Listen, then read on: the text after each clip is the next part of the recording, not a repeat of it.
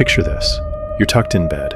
The snow is piling up outside, and the only light in the house is that faint glow from the Christmas tree downstairs. You feel safe, right? It's Christmas Eve. But what if those stories you've heard, the ones you thought were just urban legends, are actually real? What if that sudden chill in the room isn't just the winter air hitting the window? Tonight, we're digging into 5 holiday horror stories, accounts I've found buried in the dark corners of the internet. These aren't just myths. These are experiences people swear actually happened to them. Moments that turned the most wonderful time of the year into a total living nightmare. So, kill the lights, get comfortable, let's get into it. Our first story comes from a guy named Marcus. Back in the winter of 2003, he was working as a night security guard at this dying mall. He always starts the story by saying that Christmas used to be his favorite time of year. Not anymore. The Northwood Galleria was basically a relic of the 80s, this massive, depressing, beige building that was slowly being killed off by online shopping. By the time Marcus took the job, half the stores were shuttered, their metal gates pulled down like eyelids on a corpse. His job was simple: walk the empty halls, make sure nobody broke in, and try not to let the echoes freak him out. On Christmas Eve, the mall closed up early. The last of the shoppers and the burnt-out employees cleared out, leaving the place in total silence. The only decorations left were for the Santa set in the main atrium. It was a sad, cheap-looking setup. A big velvet chair on a plywood stage, a few plastic reindeer, and a peeling North Pole backdrop. The company running the Santa display had hired their own Santa, a guy Marcus had only seen from a distance. He was off. Most mall Santas are loud and jolly, but this guy was silent. He'd just sit there, perfectly still, his eyes hidden behind these thick, cheap glasses, just watching the families walk by. The kids seemed more terrified of him than excited. Marcus's first patrol was at 10 p.m. The only sound was the hum of the emergency lights. As he passed the Santa set, he noticed something weird. A single, heavy sleigh bell was sitting right in the middle of the velvet chair. He didn't remember seeing it there before. Thinking it was just a prop, he picked it up. It was heavy, made of tarnished silver, and it felt unnervingly cold. He shoved it in his pocket, figuring he'd drop it in the lost and found later. His second patrol, just after midnight, is when things went south. As he approached the atrium, he heard it, a faint, rhythmic shuffling sound. He slowed down, listening. It was coming from the Santa display. He pulled his mag light, the beam cutting through the dark. He swept the light across the stage, the plastic reindeer, the backdrop. Nothing. The shuffling just stopped. He tried to tell himself it was just the old building settling, or maybe a rat, but he had this deep, sinking feeling in his stomach. He kept his light on for the rest of the route, checking over his shoulder every 10 seconds. He felt watched. It was that prickling feeling on the back of your neck that you just can't shake. His final patrol was at 3 a.m. The silence was back, but it felt heavy now, like the air was charged.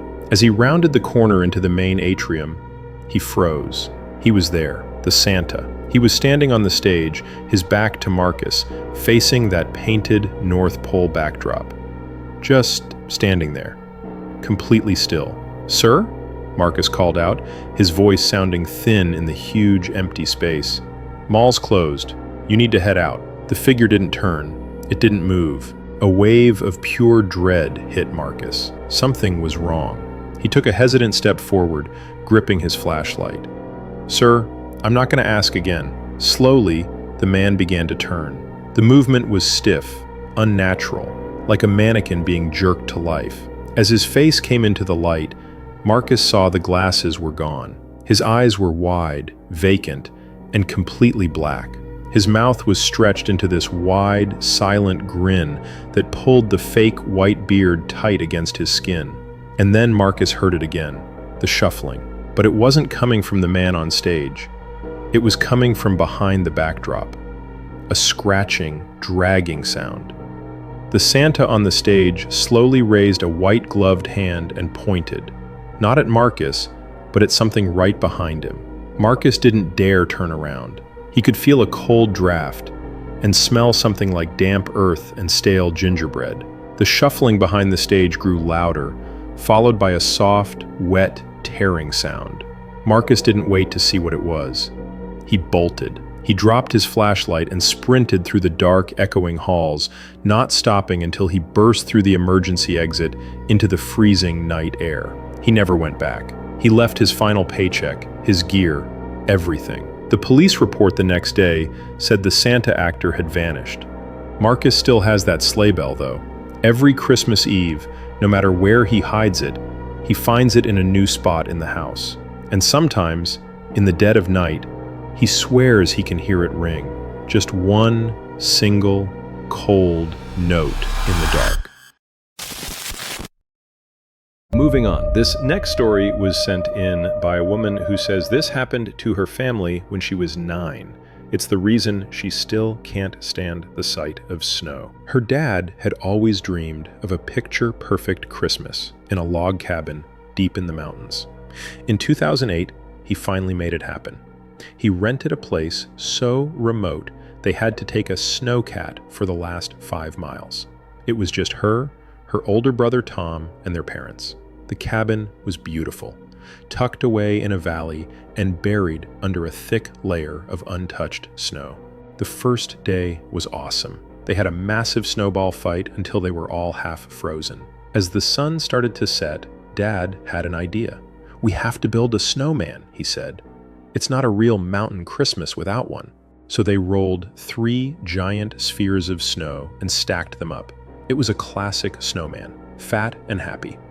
They used pebbles for the eyes and a wide, smiling mouth with a carrot for the nose.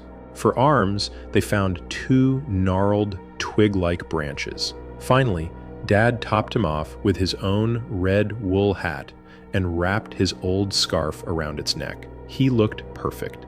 A little, silent guard standing in the yard as the stars came out.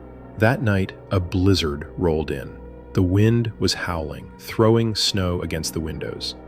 But they were warm inside, playing board games by the fire. Around 9 p.m., she went to the kitchen for some hot chocolate and glanced out the big window overlooking the front yard. The snowman was barely visible through the storm, just a dark shape against the white. But something was off. His head was tilted right towards the house. She stared at it, trying to make sense of it. It's just the wind, she thought. She told herself that, but those pebble eyes, seemingly staring right at the window, really creeped her out. Later, as they were getting ready for bed, Tom called her over to the window in their room. "Hey, look at Frosty," he whispered. They looked out. The blizzard was still going, but the moon was bright enough to light up the yard. The snowman had moved. He was closer, maybe 10 or 15 feet, but definitely closer to the front porch.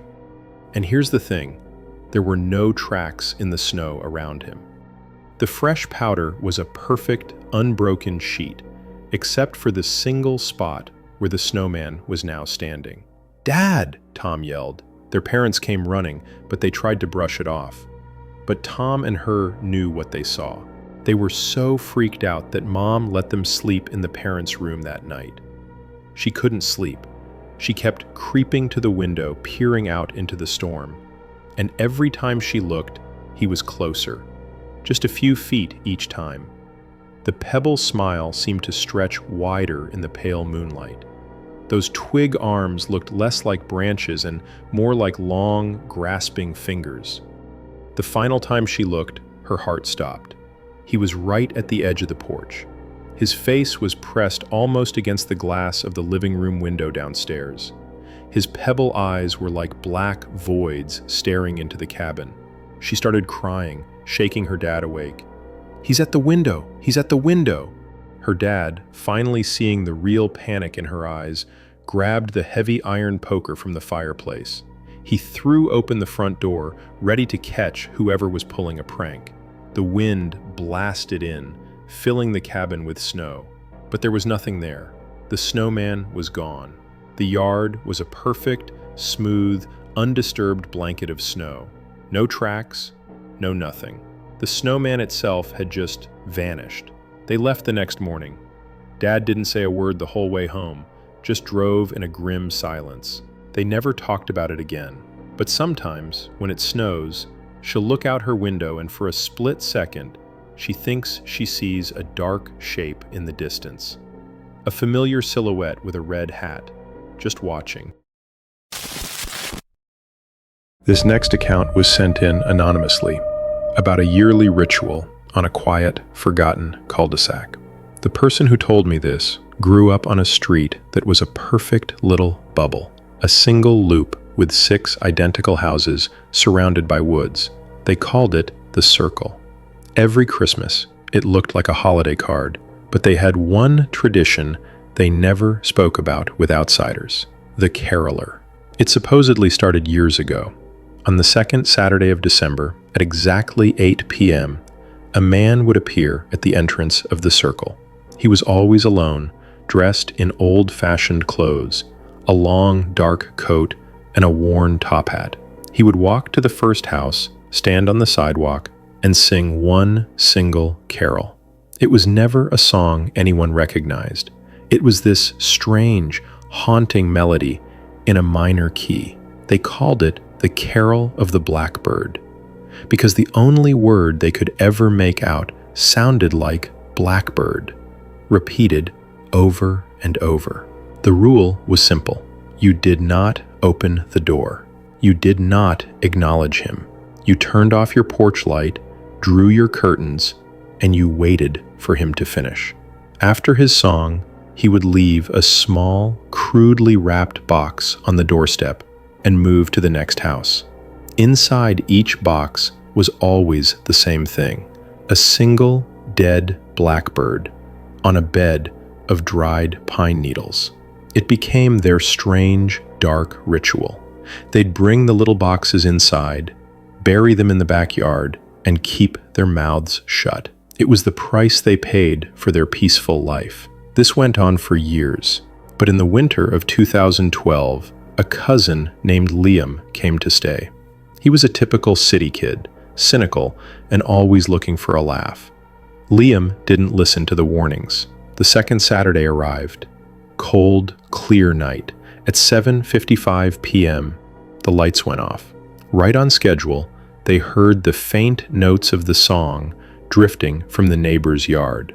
As the footsteps moved toward their house, the music started again, right outside the door. That's when Liam made his move. Before anyone could stop him, he ran to the door and threw it open. "Hey, what's your problem, man?" he shouted. The singing stopped instantly. The silence that followed was absolute. It was a dead, heavy silence that felt like a physical weight. Dad grabbed Liam and yanked him back inside, slamming the door shut. "What did you do?" he whispered. They waited. 10 seconds, a minute, nothing. No footsteps walking away. The next morning, there was no box. But on the front door, scratched deep into the wood, was a crude drawing of a bird with its wings broken. The caroler never came back. At first, they were relieved, but then things started to happen.